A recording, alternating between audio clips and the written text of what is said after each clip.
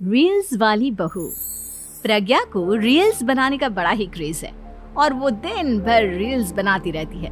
खाते पीते घूमते फिरते घर में कॉलेज में रील्स बनाने के कारण प्रज्ञा पूरे कॉलेज में हाईलाइटेड है। जहां उसकी रील्स सभी को पसंद आते हैं, वहीं मनीषा चिंता में डूबी रहती है। एक रोज जब खाते हुए प्रज्ञा रील्स बना रही होती है, तब मनीषा कहती है, 1 मिनट भी चैन नहीं है इस लड़की को। ये नहीं कि खाना तो आराम से खा ले, लेकिन नहीं, अरे थोड़ी देर रील्स नहीं बनाओगी तो आसमान नहीं टूट पड़ेगा। अरे मम्मी, इसी को तो कहते हैं डिटर्मिनेशन। तुम नहीं समझोगे ये सब। भगवान, इस लड़की को सद्बुद्धि दे। जब देखो तब टेढ़ा बाका मुंह बनाती रहती है। मनीषा की बात का प्रज्ञा पर जरा भी असर नहीं होता और वो खाते खाते रील्स बनाती रहती है।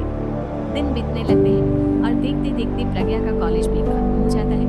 आए दिन कोई ना कोई मनीषा को प्रज्ञा की शादी करवाने का सुझाव दे जाता है। सब ठीक ही कहते हैं, प्रज्ञा की शादी कर देनी चाहिए। अपने घर के कामकाज में व्यस्त हो जाएगी तो खुद ही ये रील्स और नाच गाना बंद हो जाएगा। मनीषा और प्रेम प्रज्ञा के लिए एक अच्छा लड़का ढूंढने लगते हैं और तभी विकी का रिश्ता प्रज्ञा के लिए आता है, जिसने प्रज्ञा को उसकी रील्स देखकर पसंद कर लिया था। अगले दिन विकी अपने माता पिता के साथ प्रज्ञा के घर पहुंच जाता है और प्रज्ञा साड़ी पहने हाथों में चाय की ट्रे लिए के सामने आती है। जब विकी को पसंद है तो हमें भी बहू पसंद है। बहन जी, आप बारात की तैयारी कीजिए। एक बार लड़का लड़की अकेले में बात कर ले तो अच्छा रहेगा। हाँ हाँ, क्यों नहीं। मनीषा विकी को प्रज्ञा के कमरे में भेजती है, जहां प्रज्ञा पहले से ही रील्स बना रही होती है। तभी विकी कहता है, आ गए आपके साजन जी। हमारे साथ ये रील्स कंप्लीट करती तो और भी अच्छा रहता। अच्छा जी, अब आ ही गए हैं तो बना ही लेती हूँ आपके साथ। दोनों मिलकर रील्स बनाते हैं। जब वी मीट और तुरंत पोस्ट भी कर देते हैं। फिर विकी कहता है, जब आप साड़ी में चाय लेकर आई तब मुझे लगा कि कहीं मैं गलत घर में तो नहीं आ गया। अब सही है। दोनों की शादी पक्की हो जाती है और शादी के दिन भी प्रज्ञा रील्स बनाने से चूकती नहीं। यहाँ तक कि बारात के समय भी नाचते हुए रील्स बनाती है। सभी लोग प्रज्ञा की तारीफ के फूल बांध देते हैं और प्रज्ञा नाचती गाती अपने ससुराल चली जाती है। सब कुछ अच्छा चल रहा होता है। प्रज्ञा यहाँ भी दिन भर हर चीज की रील्स बनाती रहती है। लेकिन कुछ दिनों के बाद जब सुनीता कहती है, बहू, ये रील्स के साथ साथ कुछ काम भी कर लिया करो। वैसे तुझे और क्या क्या बनाना आता है? मम्मी जी, वैसे तो सब कहते हैं कि मैं सब कुछ अच्छा बनाती हूँ, लेकिन मुझे लगता है कि मैगी अच्छा बना लेती हूँ। हाँ, कॉफी भी अच्छा बना लेती हूँ और तो सबसे अच्छा बना लेती हूँ। अच्छा अच्छा।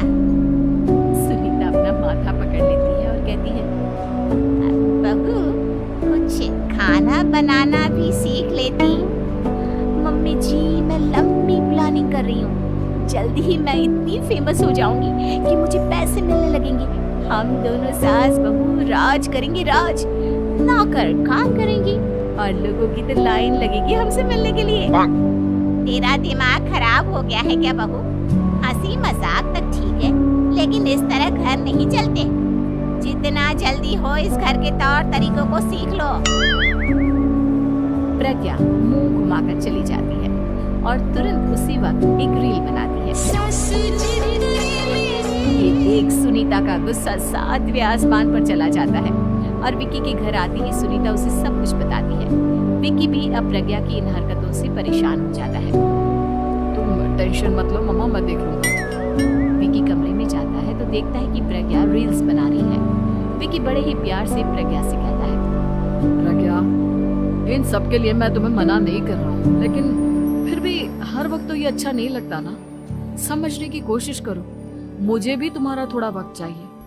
मैं जब ऑफिस से आता हूँ तो मुझे समय देने की जगह इसी में लगे रहती हूँ। तुम ज्यादा ही सोच रहे हो।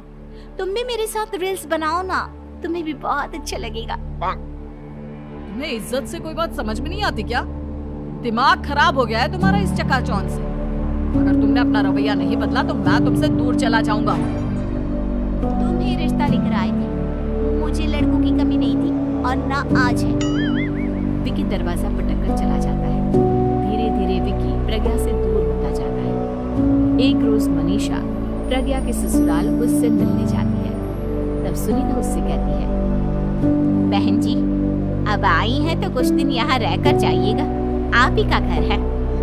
हाँ मम्मी, बहुत दिन हो गए तुम्हारे साथ एक भी रील नहीं बनाई मैंने। प्रज्ञा तुरंत अपने फोन में रील्स ऑन कर लेती है। ये सब मुझसे नहीं होगा। मेरा ये भूत अभी तक नहीं उतरा क्या? बहन जी, आप कुछ कहती नहीं क्या इसे? जब आप ही कुछ नहीं कर पाई तो मैं कर ही क्या सकती हूँ। सास तो वैसे ही बदनाम है। शाम को घर की लाइट चली जाती है और मनीषा प्रज्ञा से कहती है, मेरे घुटनों में बहुत दर्द हो रहा है, तू लाइट का कुछ इंतजाम करना बेटा। अच्छा, कैंडल जला देती हूँ मम्मा। प्रज्ञा गाते हुए कैंडल जलाती है और खिड़की के पर्दे के पास रख देती है। मनीषा, जिसे बहुत दर्द हो रहा है, वो सो जाती है और प्रज्ञा हमेशा की तरह अपनी रील्स में लग जाती है। उधर कैंडल की वजह से पर्दा आग पकड़ लेता है और मनीषा के कमरे में आग लग जाती है। बचाओ, कोई है, बचाओ।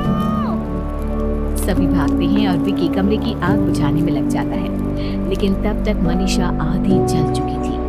मनीषा की हालत देख प्रज्ञा रोने लगती है। विकी मनीषा को तुरंत हॉस्पिटल ले जाता है और उसे एडमिट कराता है। विकी प्रज्ञा से कहता है, देख लिया ना, तुम्हारे इस नाच गाने की वजह से आज तुम्हारी माँ की जान जाते जाते रह गई। अब पता नहीं तुम और क्या चाहती हो। उधर डॉक्टर कहते हैं, इनकी हालत बहुत नाजुक है, आधे से ज्यादा जल चुकी है। प्रज्ञा रोती हुई मंदिर में जाती है और भगवान के आगे जाकर कहती है, भगवान, मेरी माँ को ठीक कर दो। मैं कसम खाती हूँ, हाथ से ये रील्स बनाना छोड़ दूंगी। बस मुझे मेरी माँ वापस मिल जाए। 2 दिन बीत जाते हैं और मनीषा खतरे से बाहर आ जाती है। पेशेंट अब ठीक है, आप लोग उनसे मिल सकते हो। सब कोई मनीषा से मिलता है और प्रज्ञा सबके सामने अपना फोन तोड़ देती है। मुझे माफ कर दो मम्मा, मैंने तुम लोगों की बातों को नजरअंदाज किया। बेटा, कोई भी चीज जरूरत से ज्यादा खराब है। मैंने तुम्हें रील्स बनाने से कभी मना नहीं किया, लेकिन हर वक्त एक ही चीज तो सही नहीं है। मैं समझ गई हूँ मम्मा, आई एम सॉरी। प्रज्ञा उस दिन से रील्स बनाना छोड़ देती है